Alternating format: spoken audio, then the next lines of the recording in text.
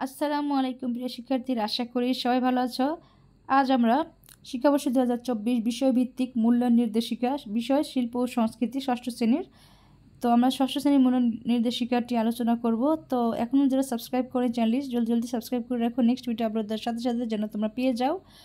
তো চলো আজ আমরা সেই 7ই জুলাই থেকে যে আমাদের ষান্মাসিক বা অর্ধবার্ষিক পরীক্ষাটা শুরু হবে সেটার সাজেশন বা টপ শিটটা আমরা দেখে নিই। তো সংক্ষেপে সিলেবাসগুলো আমরা আলোচনা করে নিই এবং পরীক্ষার মধ্যে কে কীরকমভাবে তোমরা পরীক্ষায় অংশগ্রহণ করবে এবং যেহেতু বলা হয়েছিল পরীক্ষা হবে না, সেখানে এখন পরীক্ষা হবে আসলে কী বিষয়টা সেটা আমরা জেনে নিই। তো দেখো, এখন আমরা পরিশিষ্ট দিয়ে চলে এসেছি শিক্ষণ অভিজ্ঞতা ভিত্তিক মূল্যায়নের টপ শিট বিশ্ব শিল্প সংস্কৃতি বা ঠিক আছে, এবং শ্রেণী ষষ্ঠ। তো টপ শিটটা হচ্ছে আমাদের যে সাজেশন সেটাই, ঠিক আছে। এই শিটটা ফলো করে আসলে আমাদেরকে অনুসরণ করতে হবে পরীক্ষার কীভাবে কী শিক্ষকরা দিবেন এবং আমরা কোন কাজগুলো করলে ভালো পারদর্শিতা নির্দেশক গুলো যে নংগুলো এগুলো আমরা ঠিকমতো করতে পারলে ভালো পারদর্শিতা মাত্রা নিরূপণ করবেন শিক্ষকরা, ঠিক আছে। এবং আমরা ত্রিভুজ চতুর্ভুজ বৃত্তের মধ্যে সবচেয়ে ভালো হচ্ছে ত্রিভুজ, সেই ত্রিভুজটা আমরা পেয়ে যাব। তো দেখো, এখানে আছে মূল যোগ্যতা নং, হ্যাঁ এখানে অভিজ্ঞতা নং 1 এবং অভিজ্ঞতার শিরোনাম আনন্দধারা। মূল যোগ্যতা দেখো এখানে দেওয়া আছে এবং পারদর্শিতা নির্দেশক নং এখানে দেওয়া আছে এবং পারদর্শিতার নির্দেশক মানে যে বিষয়টার উপর আমাদের আসলে আমাদের টপিকটার উপরে আমাদের যে কাজগুলো করতে হবে সেই টপিকটা হচ্ছে পারদর্শিতা নির্দেশক, ঠিক আছে। আর এটা হচ্ছে যে শিখন কার্যক্রমগুলো মূল্যায়ন করবেন শিক্ষকরা, যে বিষয়গুলো দেখে সেগুলো এখানে আছে, ঠিক আছে। তো দেখো, প্রকৃতি ও পরিবেশের বহুমাত্রিক রূপ অবলম্বন করে, হ্যাঁ অনুধাবন করে নিজের ভাব অনুভূতি ও কল্পনার মিলিত রূপ শিল্পকলার বিভিন্ন শাখায় সংবেদনশীলভাবে প্রকাশ করতে আগ্রহী হওয়া। এখানে দেখো পারদর্শিতার নির্দেশক নং আছে এখানে।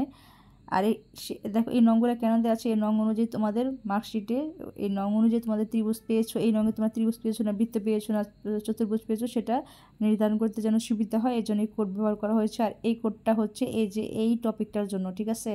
প্রকৃতি ও পরিবেশের উপাদান ও বিষয়বস্তু রূপ অবলোকন করে তা প্রকাশ করতে পারছে।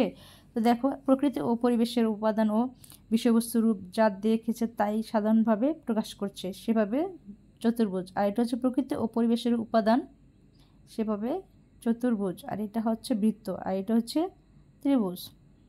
প্রকৃতি ও পরিবেশের উপাদান ও বিষয়বস্তু রূপ যা দেখেছে তা বিস্তারিতভাবে প্রকাশ করেছে।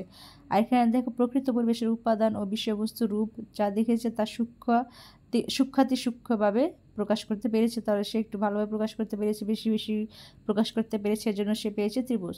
তো এবং এখন শিখন যেই কার্যক্রমগুলো মূল্যায়ন করবেন শিক্ষকরা দেখে সেগুলো হচ্ছে গাছের তালিকা তৈরি, আনন্দ যাত্রার ভ্রমণ অনুভূতি, বন্ধুখাতা তৈরি, এগুলো দেখবেন শিক্ষকরা এবং এগুলো থেকে কিন্তু আমাদের মাত্রা নিরূপণ করা হবে। এখন তার নাম্বার সিস্টেম নেই, ডিজিট সিস্টেম নেই, মাত্রা নিরূপণ। আর সে মাত্রাগুলো হচ্ছে চতুর্ভুজ বৃত্ত ত্রিভুজ।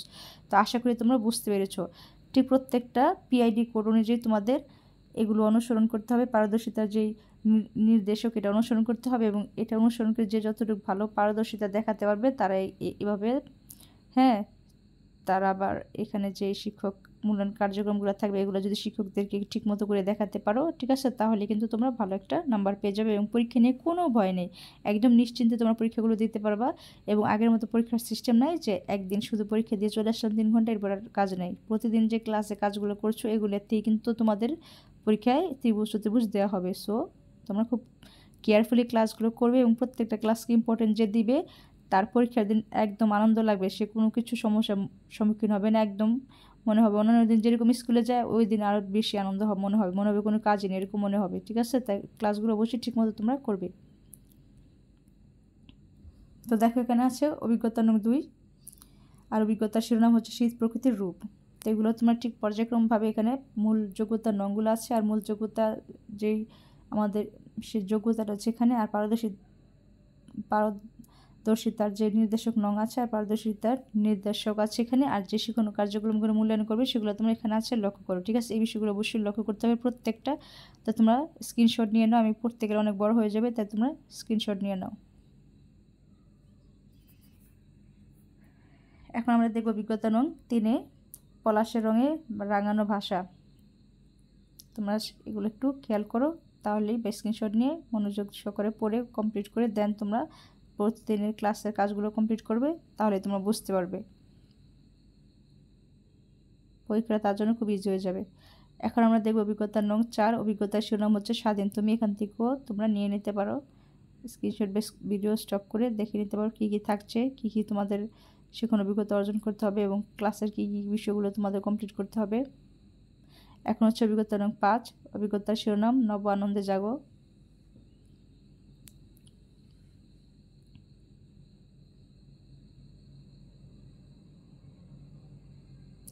এখন হচ্ছে অভিজ্ঞতা নং 6। অভিজ্ঞতার শিরোনাম হচ্ছে আত্মার আত্মীয়।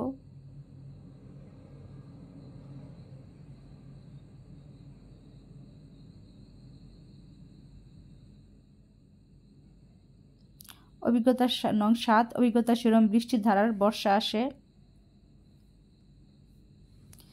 এখান থেকে যে শিক্ষণ অভিজ্ঞতা কার্যক্রমগুলো মূল্যায়ন করবে দেখো, বর্ষার বৈশিষ্ট্য, দলে উপস্থাপন।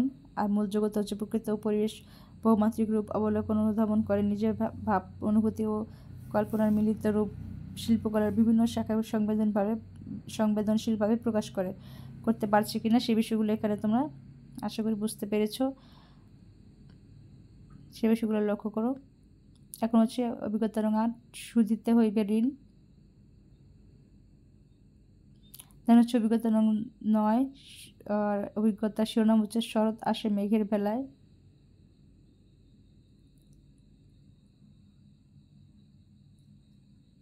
এখন আমরা চলে এসেছি অভিজ্ঞতা নং 10। অভিজ্ঞতার শিরোনাম হেমন্ত রাঙা সোনা রঙে।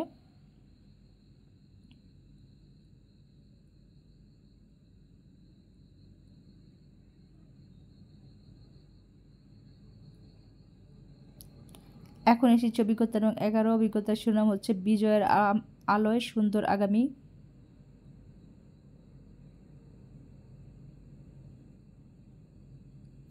তো এই ছিল আমাদের অভিজ্ঞতা 11 পর্যন্ত, ঠিক আছে। বিজয়ের আলোয় সুন্দর আগামী এটাই আমাদের সর্বশেষ টপশিটে ছিল। আমাদের অভিজ্ঞতা যে শিরোনাম সে পর্যন্ত। তো দেখো এখানে আছে পরিশিষ্ট 3 শিখন অভিজ্ঞতা ভিত্তিক মূল্যায়নের জন্য শিক্ষার্থীর পত্র সংগ্রহের ছক, যে ছকে তোমাদের দেখো আইডি ব্যবহার করে তোমাদের ঠিক এভাবে যে চতুর্ভুজ পেয়েছো চতুর্ভুজ দেওয়া হবে, যে এই আইডিতে বৃত্ত পেয়েছো বৃত্ত দিবে, যে এই আইডিতে ত্রিভুজ পেয়েছো তাকে ত্রিভুজ দিবে, ঠিক আছে। এভাবে তোমাদের প্রত্যেকটা সাবজেক্ট ওয়াইজ তোমাদেরকে মাত্রা নিরূপণ করা হবে, আর মাত্রাগুলো হচ্ছে ত্রিভুজ চতুর্ভুজ বৃত্ত। তো আশা করি তোমরা বুঝতে পেরেছো। ভিডিওটি যদি তোমাদের উপকারে আসে অবশ্যই লাইক কমেন্ট করতে ভুলবে না, আর সাবস্ক্রাইব করতে তো ভুলবেই না। তো আজ এ পর্যন্তই, সবাই ভালো থেকো, আল্লাহ হাফিজ।